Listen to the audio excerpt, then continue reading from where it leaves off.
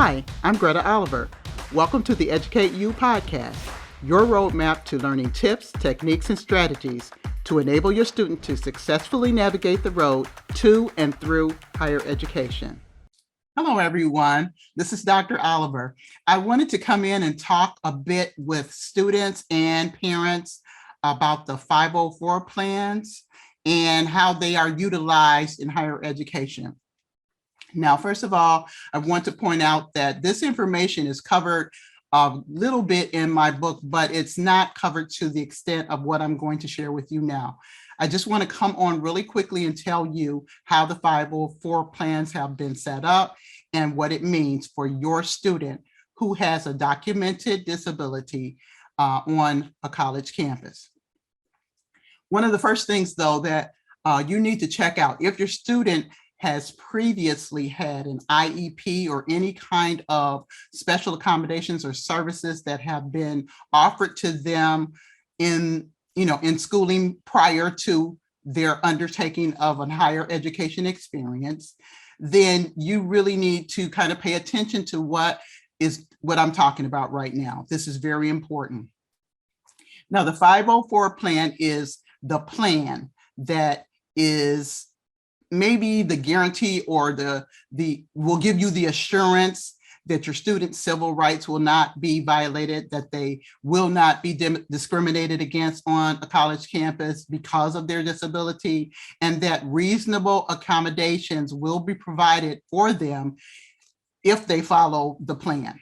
So basically, when your student arrives on campus, or even when you're looking for a campus, if you know your student has taken advantage of IEPs and needed special services in the past, one of the first places that you will need to go with your student is to the Office of Disability Services. Now, it's not always called that. Certain universities have different names for it, but it all means the same thing. The office that can help your child be able to progress through higher education. Now, in the past, when your student took advantage of accommodations or IEP plans, they had quite a few advocates, people who were on their side, people who were making sure that their rights weren't violated, making sure that everything was taken care of for them. They had teachers, they had you as their parents, and these individuals were grouped together to actually have plans in place for your child as they progress from grade to grade on the elementary and secondary level. Once your child has graduated from high school, and if they are interested in a college going experience, they want to go to college, they want to earn their degree, then the advocacy changes. It becomes more of your students' responsibility, whereas in the past, it was teachers and parents who were primarily responsibility for, helping the student progress. And so what this means is that if your student needs help, needs accommodations, needs something different to help them be able to navigate the classes more successfully, they will have to self-report. And when I say they will have to self-report, I really mean they will have to self-report. It is up to the student to be able to go into the Office of Disability Services and self-report. I have a diagnosed disability. This is some of the things that I need or things that I have had in the past, or what can you suggest for me to be able to go forward based on whatever the disability is. They will have reasonable accommodations that they will provide to your student. And so what we're calling reasonable, I have some things that I'm reading to you, so please excuse me because I haven't memorized any of this. But reasonable accommodations are taking reasonable steps to accommodate a disability unless it would cause the school undue hardship. So they will provide reasonable accommodations for your student. Modifications are an adjustment to an assignment or testing situation that does change the standard for a particular student. And so what that means is some students have test anxiety that's, related to their disability, or it might take them longer to do things because of their disability. So in that case, the student could be given extra time. That is an accommodation. They also may be able to take the test away from the group, in an individual setting, maybe in the professor's office or something like that, but they will be given extra time should they need that. And so that is an example of a modification. Other examples of modifications that I have written down for you are, or examples of accommodations are reducing a course load. So maybe there's some kind of stipulation that they need to take so many credit hours, or they can reduce that should your student need that on particular campuses. Substituting one course for another. Providing note takers, recording devices, or sign language interpreters. Extending time for test taking, like we just talked about, or offering priority registration for students so that they can get into the classes that they need to get in quickly.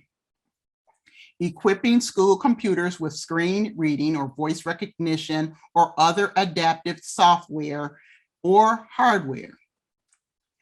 So these are just examples of accommodations, but once again, your student will have to go into the office, fill out the necessary paperwork, and talk to the individuals that are working in the Office of Disability Services to make known that they have a documented disability and they would like to receive accommodations, okay?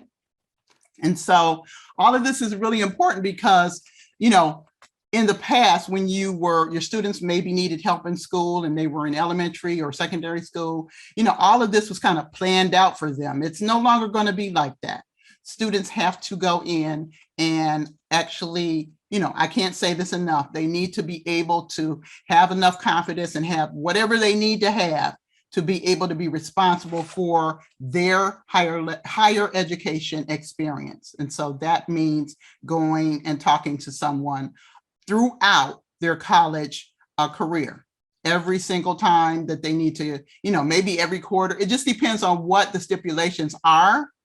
But this is something that's set up specifically through them. And this protection, the 504 plan, is for any federally funded organization.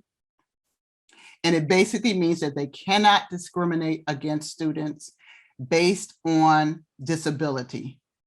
And this means that they will do everything they can to make the higher education experience one that is not disrupted by, by issues that students may have or different things that may come up that, would be difficult for them since they are disabled in some way. And so I just really wanted to tell you about this so that you know what's coming up if you do have a student that has a disability and they do want to go to college. So just keep all this in mind. Make sure that the disability office is one of the first places that you visit when you go on your college visits. If you're unable to go on college visits in person, you will want to go and research the website specifically for colleges where your student has been admitted and they are going. And also call the office and talk to someone, get their name so that you have a name and a contact person that you'll be able to talk to, just so your student will be able to make that adjustment a bit more easily. So thank you so much for joining in. I hope this has, given you some information that maybe you didn't know and will help you and your student progress more easily through higher education. Thank you so much. See you next week on Educate You. Thank you for joining us today on Educate You. If you wish, you can send me your questions or comments about the college going process or the podcast contents by sending an email to Dr. Greta at gretaoliverconsulting.com. Also, beginning each week after the podcast airs, check for a companion blog on my website's blog page at gretaoliverconsulting.com. My book, College Roadmap, Essential Tips for First-Time College Students and Their Families, is available for sale on Amazon.com. Join us next week for another tip or strategy to make the road to higher education easier for your student.